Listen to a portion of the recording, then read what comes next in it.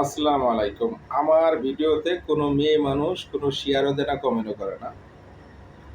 কারণ মেয়ে মানুষ ভিডিও কিছু কিছু আমি দেখি, কিছু দেখি না। কিছু কিছু মেয়ে মানুষ আছে, যদি মাজা মনে করেন হাফ ইঞ্চি দেখা থাকে,